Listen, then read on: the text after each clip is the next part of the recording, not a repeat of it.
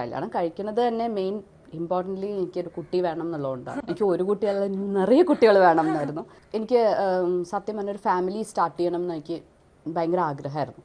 കാരണം സിനിമ എന്ന് പറയുന്നത് ഒരു ഭാഗ്യം തന്നെയാണ്. അത് ഭഗവാൻ അനുഗ്രഹിച്ചുകൊണ്ട് നമുക്ക് അങ്ങനെ കിട്ടിയതാണ്. ഇപ്പോഴും എനിക്ക് അവിടെ ഒരു സ്ഥാനമുണ്ട് എന്നുള്ളത് എനിക്കൊരു സന്തോഷമുള്ള കാര്യമാണ്. പക്ഷേ എനിക്ക് ഭയങ്കരമായിട്ട് ഒരു മദർഹുഡ് എൻജോയ് ചെയ്യണം വേണം എന്ന് ഭയങ്കര ആഗ്രഹമുള്ള ആളായിരുന്നു. അപ്പോൾ അത് കൂടുതൽ എൻജോയ് ചെയ്യാൻ തുടങ്ങിയപ്പോൾ ഞാൻ അതിൽ നിന്നേ ഉള്ളൂ. എനിക്ക് ആദ്യം മുതലേ അങ്ങനെ തന്നെയായിരുന്നു. ചേച്ചി തീരുമാനിച്ചിരുന്നു? അതെ.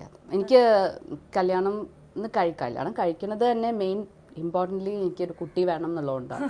എനിക്ക് ഒരു കുട്ടിയല്ല, നിറയെ കുട്ടികൾ വേണം എന്നായിരുന്നു. പക്ഷേ ഭഗവാൻ ദക്ഷിണ തന്നുള്ളൂ. അപ്പോൾ അങ്ങനെ എനിക്കത് ഭയങ്കര ആഗ്രഹമായിരുന്നു. ഞാൻ നല്ലോണം എൻജോയ് ചെയ്യുന്ന ഒരു കാര്യം. ഇപ്പോഴും ഞാൻ എൻജോയ് ചെയ്യുന്നുണ്ട്. പക്ഷെ ഇപ്പൊ ദക്ഷ വലിയ കുട്ടിയായി. അതെ, സത്യം. അപ്പൊ ചേച്ചിക്ക് ഇനി അവന്റെ കാര്യം നോക്കാൻ ചെന്ന് കഴിഞ്ഞാൽ ഞാൻ പറയാം, അമ്മ ഒന്ന് മാറി നിൽക്ക് എന്ന് പറയുന്ന ലൈനിലേക്ക് എത്തിയില്ലേ? കുറച്ച് അങ്ങനെ ആയി തുടങ്ങി. കുറച്ച് ഇല്ല അമ്മ ഞാൻ ചെയ്തോളാം, അമ്മ വേണമെങ്കിൽ പൊക്കോളൂ, അങ്ങനെയൊക്കെ ആയി തുടങ്ങി. പക്ഷെ അത് ഇപ്പോഴാണ് ആയി തുടങ്ങിയത്. 10th കഴിഞ്ഞോടുകൂടിയാണ്. പക്ഷെ സ്റ്റില് ഞാൻ വിചാരിക്കും ഇത്ര വലുതായില്ലേ, ഇനിയിപ്പോൾ ഞാൻ ശ്രദ്ധിക്കേണ്ട ആവശ്യമില്ല. പക്ഷെ ഓരോ പ്രായത്തിൽ അതിൻ്റെതായ ശ്രദ്ധ കുട്ടികൾക്ക് വേണം എന്ന് എനിക്ക് തോന്നാറുണ്ട്. കാരണം ഇപ്പോൾ ബിജുവേട്ടനാണെങ്കിലും ദക്ഷ ആണെങ്കിലും ഞാൻ അവരെ ശ്രദ്ധിക്കുന്നില്ല എന്ന് അവർക്ക് മാത്രമേ തോന്നുന്നുള്ളൂ. ബിജുവേട്ടൻ എവിടെ പോകണ്ടെങ്കിലും ഞാൻ അറിയും, ദക്ഷ എന്ത് ചെയ്യണ്ടെങ്കിലും ഞാൻ അറിയും. പക്ഷെ ഞാൻ ചിലപ്പോൾ അത് ചോദിച്ചോന്ന് വരില്ല. അതെ അതെ അതെ, അത് ബിജുവേട്ടൻ അറിയാം. ഞാൻ എങ്ങനെ എനിക്ക് അറിഞ്ഞൂടാ, എനിക്കത് അറിയും.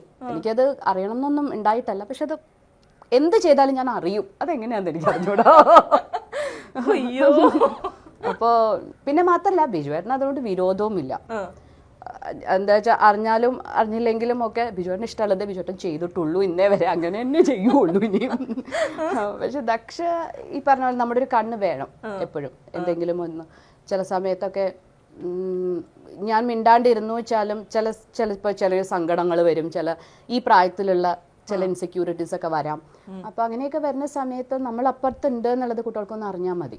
അതിന് നമുക്കൊന്നും ചെയ്യാനൊന്നുമില്ല. അത് അവർ തന്നെ പിടിച്ചു കയറി മുകളിലേക്ക് വരേണ്ടതാണ്.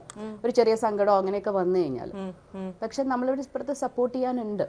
അല്ല ചേച്ചി, എപ്പോഴെങ്ങനെ അമ്മ ശ്രദ്ധിക്കുന്നില്ല എന്നുള്ളൊരു കംപ്ലൈന്റ്, മോനോ ഭാര്യ ശ്രദ്ധിക്കുന്നില്ല കംപ്ലൈന്റ് ഭർത്താവോ? അങ്ങനെ പറയില്ല, ശല്യാണ് എന്നെ കൊണ്ട്.